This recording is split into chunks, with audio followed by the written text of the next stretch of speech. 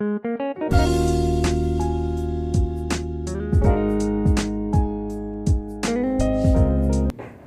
दोस्तों, कैसे हैं आप सब। मेरा नाम है शिवांश और हर बार की तरह स्मार्ट बट क्लेवर में आपका स्वागत है। सो फ्रेंड्स, पिछली वीडियो में हमने फ्रेमिंग का कॉन्सेप्ट डिटेल में समझा था।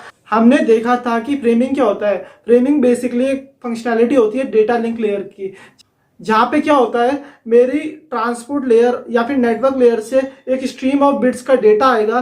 फिर डेटा लिंक लेयर पे उन डेटा को, stream of bits of data को छोटे छोटे पैकेट्स या फिर फ्रेम्स में डिवाइड कर दिया जाएगा। तो हमने देखा था पिछली वीडियो में कि फ्रेम दो टाइप के होते हैं, एक होता है स्टैटिक फ्रेम और एक होता है वेरिएबल फ्रेम। स्टैटिक फ्रेम का साइज फिक्स था और वेरिएबल फ्रेम का साइज क्या था, वेरिएबल मींस वेरिएबल फ्रेम का साइज फिक्स नहीं था, उसमें कोई बाउंड्री नहीं थी, कोई भी स्टार्ट एंड लास्ट कंडीशन नहीं थी।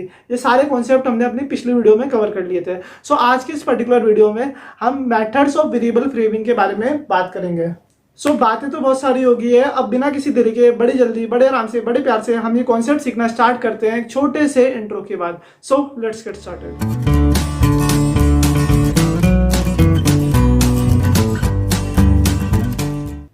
फ्रेंड्स, आज की इस वीडियो में हम मेथड ऑफ वेरिएबल फ्रेमिंग के बारे में बात करेंगे। वेरिएबल फ्रेम में हमने क्या देखा था कि मेरा फ्रेम का साइज फिक्स नहीं था, मतलब मेरा फ्रेम का कोई कांस्टेंट साइज नहीं था। उसमें तीन फील्ड थी जो हमने पिछली वीडियो में स्टडी करी थी कि जो जैसे ये मेरा फ्रेम हो गया तो ये क्या है, मेरा फ्रेम है। फ्रेम के स्टार्टिंग में क्या आता है दोस्तों, फ्रेम के स्टार्टिंग में आता है हेडर। ये सारी फंक्शनैलिटी हमने डिटेल में पिछली वीडियो में स्टडी करी थी। इसके लास्ट में क्या आता है, ट्रेलर, और बीच में क्या होता है मेरा पेलोड डेटा। ये क्या होता है मेरा पेलोड डेटा। पेलोड डेटा मतलब क्या होता है, जो प्योर डेटा मुझे सेंड करना पड़ता है। तो ये हो गया मेरा पेलोड डेटा। अब हमने क्या देखा था कि वेरिएबल फ्रेम में हमें बाउंड्री बताने की नीड थी कि मेरी स्टार्ट कहाँ से हो रहा है, फ्रेम एंड कहाँ से हो रहा है, क्योंकि मेरा फ्रेम का साइज क्या है, वेरिएबल। वेरिएबल फ्रेम करने के लिए, वेरिएबल फ्रेमिंग का कॉन्सेप्ट इंप्लीमेंट करने के लिए बहुत सारे मेथड होते हैं। पहला मेथड क्या है दोस्तों, मेरा पहला मेथड है मेरा कैरेक्टर काउंट। क्या मेथड है, कैरेक्टर काउंट। अगला मेथड आता है मेरा byte stuffing with flag variable. Byte stuffing with flag variable, byte stuffing. और तीसरा मेथड आता है दोस्तों मेरा बिट स्टफिंग, बिट स्टफिंग। ये सारे कॉन्सेप्ट हम अपनी वीडियो में डिटेल में समझेंगे और हम कुछ क्वेश्चंस भी प्रैक्टिस करेंगे इन कॉन्सेप्ट से रिलेटेड। आज की इस वीडियो में हम फोकस करेंगे कैरेक्टर काउंट मेथड पे। आप ये दोनों मेथड भी नोट डाउन कर लो, बाइट स्टफिंग और बिट स्टफिंग। ये दोनों कॉन्सेप्ट हम अपनी आने वाली वीडियो में समझेंगे। आज के इस वीडियो में जैसे कि मैंने आपको बताया, हम कैरेक्टर काउंट के बारे में पढ़ेंगे। कैरेक्टर काउंट होता क्या है आखिरकार, कैरेक्टर और काउंट। कैरेक्टर काउंट से मुझे क्या पता लग रहा है कि मुझे क्या करना है, मुझे अपने कैरेक्टर को काउंट करना है। ठीक है, मुझे कैरेक्टर को काउंट करना है। अब मैं ये कैरेक्टर काउंट का कॉन्सेप्ट अपने फ्रेमिंग के कॉन्सेप्ट में कैसे लगाऊंगा, अब आइए देखते हैं। फ्रेंड्स, एक काम करते हैं, ये कॉन्सेप्ट समझने के लिए एक छोटा सा फ्रेम बनाते हैं। जैसे मैंने फ्रेम बना दिया, ये क्या है, मेरा फ्रेम है। तो फ्रेम में ये वाला पोर्शन क्या है, ये हो गया मेरा header portion.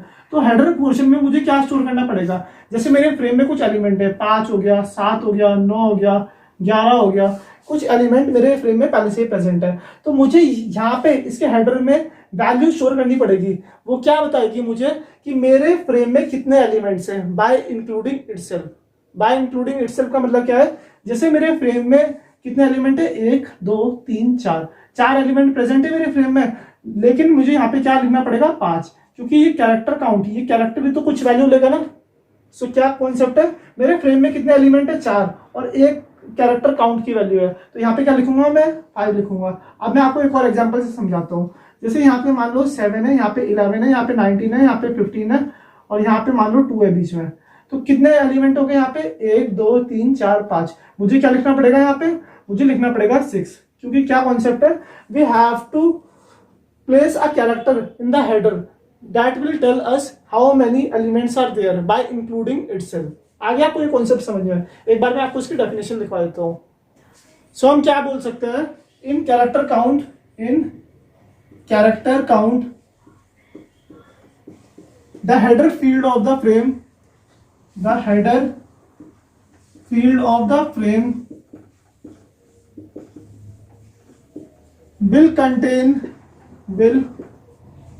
contain a character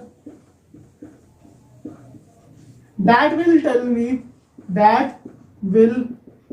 tell me how many elements और characters are present in the frame, are present in the frame. अब दोस्तों डेफिनेशन पढ़ के आपको समझ आ गया होगा कि कैरेक्टर काउंट में क्या करते हैं। कैरेक्टर काउंट में हम हेडर में वैल्यू स्टोर करते हैं जो क्या बताएगा मेरे कितने एलिमेंट फ्रेम में प्रेजेंट है बाय इंक्लूडिंग इटसेल्फ। अगर 4 एलिमेंट मेरे फ्रेम में प्रेजेंट है तो मुझे 5 लिखना पड़ेगा। अगर 10 एलिमेंट मेरे फ्रेम में प्रेजेंट है तो मुझे कितना लिखना पड़ेगा, यहाँ पे 11 लिखना पड़ेगा, क्योंकि वो एक सिंगल कैरेक्टर भी कुछ स्पेस लेगा। आपको आगे ये चीज समझ में, ये क्या है बेसिकली मेरा, this is my character count, ये क्या है मेरा कैरेक्टर काउंट है। सो एक काम करता हूं, मैं एक लंबा चौड़ा फ्रेम बनाता हूं, उससे आपको एक कॉन्सेप्ट समझाऊंगा और उसके बाद हम इसके डिसएडवांटेज भी देखते हैं कि इसकी क्या डिसएडवांटेज है। सो अब आप देखो, हम एक फ्रेम बना के ये कॉन्सेप्ट समझते हैं।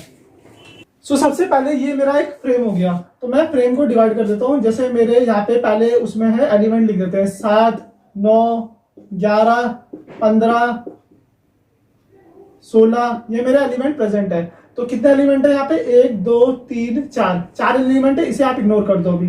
तो मैं एक फ्रेम में, पहले फ्रेम में कितने एलिमेंट स्टोर कर रहा हूँ, पहले फ्रेम में मैं 5 एलिमेंट स्टोर कर रहा हूँ। तो मैंने यहाँ पे क्या लिख दिया, यहाँ पे मैंने 5 लिख दिया। ये मेरा हो गया पहला फ्रेम कंप्लीट। अब अगला फ्रेम देखते हैं। अगले फ्रेम में भी मैं 5 एलिमेंट स्टोर कर देता हूँ। मैंने यहाँ पे 5 लिखा तो कैसे होगा, यहाँ पे मैंने लिख दिया 79, 47, 31, 4 मैंने यहाँ पे लिख दिया। तो ये 5 एलिमेंट कंप्लीट हो गया। अब इसके अगले वाले फ्रेम में मान लो मुझे 7 एलिमेंट भेजने हैं, तो 7 एलिमेंट लिखो आप, 69, 24, 23, 41, 39, तो हो गए 7 एलिमेंट। 1, 2, 3, 4, 5, एक और आएगा, एक मैंने पास कर दिया, मान लो 99। तो ये 7 एलिमेंट हो गए। तो ये तो मेरा फ्रेम बन गया। आपने देखा ये तीनों चीज क्या है, दैट इज कैरेक्टर काउंट। ये क्या बता रहा है, कैरेक्टर काउंट बता रहा है इसका। ये क्या है मेरा, बेसिकली दिस इज फ्रेम 1, ये एक फ्रेम है। इसके बाद ये क्या है, दूसरा फ्रेम है, फ्रेम 2। उसके बाद यहां से आता क्या है, तीसरा फ्रेम है। Are you getting this thing? ये क्या है मेरा, 3 फ्रेम में मैंने अपना डेटा भेज दिया। ये पूरी क्या है, stream of bits. Stream of bits को मैंने छोटे छोटे डेटा सेगमेंट में डिवाइड कर दिया, जिसे मैं बोल रहा हूँ फ्रेम। अब दोस्तों देखते हैं इसकी डिसएडवांटेज क्या है।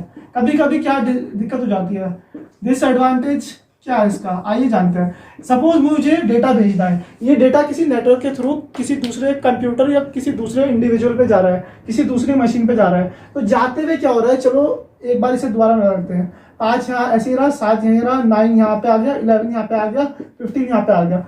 अब मान लो ये कैरेक्टर काउंट यहाँ पे 5 है। मेरा पहला फ्रेम तो सही से पहुंच गया, आपने देखा कि पहला फ्रेम सही से पहुंच गया।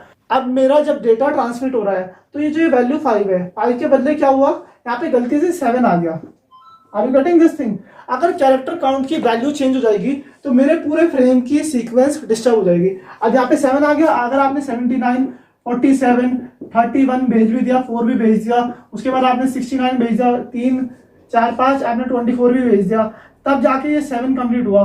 उसके बाद अगर आपने 5 भेजा तो आप देख रहे हो पूरी सीक्वेंस डिस्टर्ब हो रही है। Are you getting this thing? अगर मुझे एक मूवी की फाइल भेजनी है या फिर एक गेम का सॉफ्टवेयर भेजना है, और अगर मैं ऐसे भेजूंगा और अगर उनमें से कोई भी जो वैल्यू है वो इधर उधर हो जाती है, कोई डेटा बिट नहीं जाती, 100 KB की भी फाइल नहीं जाएगी, तो मेरा गेम कैसा हो जाएगा, करप्ट हो जाएगा। तो दिस इज द ड्रॉबैक। अगर किसी भी तरीके से मेरी कैरेक्टर काउंट की वैल्यू चेंज हो जाएगी तो क्या होगा, मेरा पूरा फ्रेम डिस्टर्ब हो जाएगा। क्योंकि ऐसा क्यों होता है, दे आर नॉन सिंक्रोनाइज्ड। सो मैं क्या बोल सकता हूं इस केस में, both sender, receiver and the value of character count and the value of character count is non synchronized। मतलब ये synchronized नहीं है, synchronized। ये कॉन्सेप्ट आ गया आपको समझ में, इसकी वैल्यू क्या है, नॉन सिंक्रोनाइज है। अब एक काम करते हैं, हम इसके डिसएडवांटेज का एक पॉइंट देख लेते हैं। सो देखो, अब हम अपना पॉइंट देखते हैं। हमारा क्या पॉइंट है, इफ द काउंट इज ग्रैबल्ड, ग्रैबल्ड मतलब क्या होता है, चेंज हो जाती है बाय अ ट्रांसमिशन एरर। अगर मेरे काउंट की वैल्यू ग्रैबल्ड हो जाती है, चेंज हो जाती है किसी भी ट्रांसमिशन एरर के through, then the destination will lose synchronization. मतलब मेरा डेस्टिनेशन, मतलब जो बंदा मेरे पैकेट रिसीव कर रहा है या जो मशीन मेरे पैकेट रिसीव कर रही है, वो सिंक्रोनाइजेशन लूज कर देगी and will be unable to locate the start of the frame. आपको आया समझ में, वो क्या नहीं बता पाएगी, start of the next frame नहीं बता पाएगी। क्योंकि मान लो अगर स्टार्ट ऑफ द फ्रेम 5 है, उससे पहले तो मेरे 7 एलिमेंट चले गए, 2 एलिमेंट इस फ्रेम के भी चले गए, तो ये वो मेरे फ्रेम की स्टार्टिंग नहीं बता पाएगी, क्योंकि 7 के बाद क्या होगा, यहाँ पे कोई और वैल्यू प्रेजेंट होगी। मान लो 5 के बदले क्या आ गया, 69 आ गया यहाँ पे, तो 69 कैरेक्टर काउंट में आ गया तो दिक्कत हो जाएगी, 69 एलिमेंट कैसे भेज दोगे आप। Are you getting this thing?